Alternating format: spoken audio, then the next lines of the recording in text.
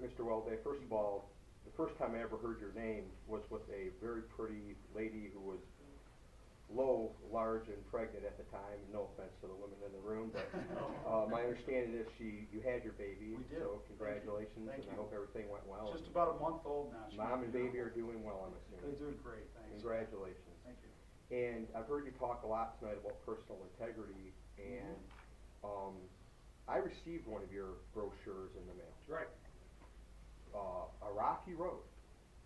And in my 46 years, I will tell you, sir, quite honestly, that I was a lucky dog kind of person.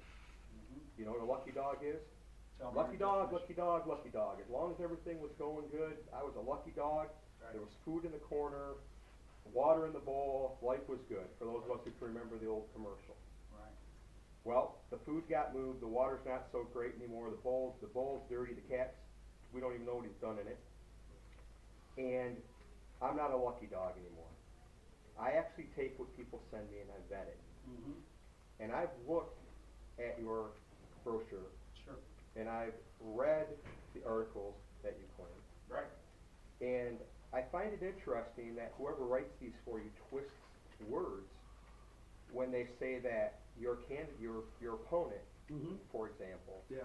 is being sued. Well, his organization is being sued, and quite honestly, so are 3 or 4 other people along with Well, if you check the pleadings, and I've looked at them myself, you'll find that my opponent is named personally along with 3 or 4 other individuals. Well, in fact, you're his name correct. is being referenced in that You're particular correct. lawsuit. I will give you that he is being sued. There's no doubt about it. However, it does say that there are other people. So you didn't say he is named as a plaintiff. You said he's being sued. Well, he's not a plaintiff, he's a Or defendant. excuse me. He's being sued, not a lawyer, engineer, not a lawyer. Yeah, me neither, by the way. Okay. Then you note that he's had multiple failings and filings. Correct. And I went out and looked at the campaign website today. Right. Yeah, we got a couple of you forgot to sign this. Please send us the letters. But the one I found really interesting was you note in this article that Mr. Roskowski has had a complaint filed against him. Right. Let's just call him for you, Mr. Right. Roskowski. I also noticed that the person that filed is a guy named Brian Pearson. He works for you. He works for me and a variety of other people, and he filed that complaint based on a legitimate shortcoming in Mr. Raskowski's campaign ads. Mr. Raskowski ignored the law. Each and every federal candidate is obligated to post who pays for their advertisement. But, okay. And Mr. Raskowski failed to do Well, so. I noticed that apparently this article was written in February. Correct. And there is no citing in his file. Why would that be, sir?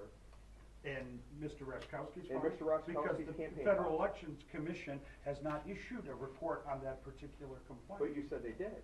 No, they have issued report after report after report, if you look at the file, in each and every one of Mr. Raskowski's federal and state accounts, citing his failure to disclose who his donors are.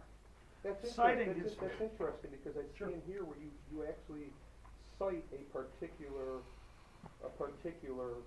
article. Did you bring enough of those to share? Did I? No, Yes. you probably got one in your I mailbox. did cite that. I did cite that article. Yes, absolutely. I did. No question about it.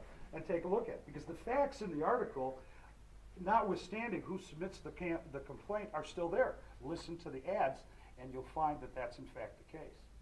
All right? What part of the ad? What part of the ad? The ad that requires you to disclose who pays for it. Right? So the Paul Welday for Congress. Correct. I Correct. approved this commercial. Correct. Okay. Correct. Absolutely. So it's factually very correct. Now you may say it's no big deal to you, but let me ask you this. When someone ignores the obligation to file a personal financial disclosure form, as the government requires all federal candidates, myself included, to do when you become a candidate, if you ignore that, maybe that's a little bit more important. I think it might be. I'd like to know where his money came from, as would everybody else in the media. Because one of the other things we found, interestingly enough, if you bring up the subject, is when you look at those campaign reports for Mr. Raskowski all over all these years, he's taken $123,000 from each of those campaign accounts and funneled that into his business. Mainline communications. That's interesting, Yeah. because I found an article that's about you that says that you used to lobby for Hezbollah. Yeah, I believe right. that. You can believe whatever you want, okay? These are the facts. We'll point you to the sources from the Federal Election Commission. You can choose to believe the FEC reports in Mr. Raskowski's own writing, or you can believe a woman by the name of Debbie Schlussel, who writes a report attacking me for supporting Hezbollah. How many of you in this room have ever heard of Mark Levin? You ever heard of Mark Levin, Andrea? Well, about 2 weeks ago, Mark Levin found himself also under attack from Debbie Schlussel as a supporter of Hezbollah. Now, Mark Levin referred to Debbie as Debbie the Demented. And he's in a position to be maybe a little less diplomatic than I'm going to be. But the fact is, sir, you look like a smart guy. My guess is you don't believe everything you read. Clearly I Ask don't. questions Clearly I first. don't believe everything I read. Ask questions That's first. all I'll say. Ask questions. And if you'd like chapter and verse of each of those citations, we'll be happy to provide for it. So, anyway, let's move along. I've got a Let's question. come over to this, John. I've got a couple of questions. What specifically does Renaissance Strategies do, and how long have they been doing it? Renaissance Strategies has been in business since 2002. It's a company that does primarily three things: public relations consulting, marketing consulting, and communications consulting, primarily for Fortune 500 companies. Give you an example. One of our clients is a company called Gale Cengage. Gale Cengage markets technological adaptations to job training across the country, to workforce development agencies to help provide technological tools for people to navigate through job training, the job training tasks. Have they done things in the government affairs business too? I think you did that at one time. Yes, I was a partner in two companies. One was called Strategic Federal Affairs and one was called Strategic Public Affairs. Both of those companies were involved in government relations. And we worked for, yes, and we did lobbying. Yes, we did, absolutely we did. We worked for places like Automation Alley across the street. We worked with companies like Altier Engineering. We found that Michigan has always been a donor state. We'll send money to Washington and we won't get nearly enough of it back. We worked to make sure that those companies, those organizations, were in a position to be able to share some of those dollars that the federal government was spending. Now, folks, these weren't extra dollars. These were dollars that were committed in budgets that the federal government had passed.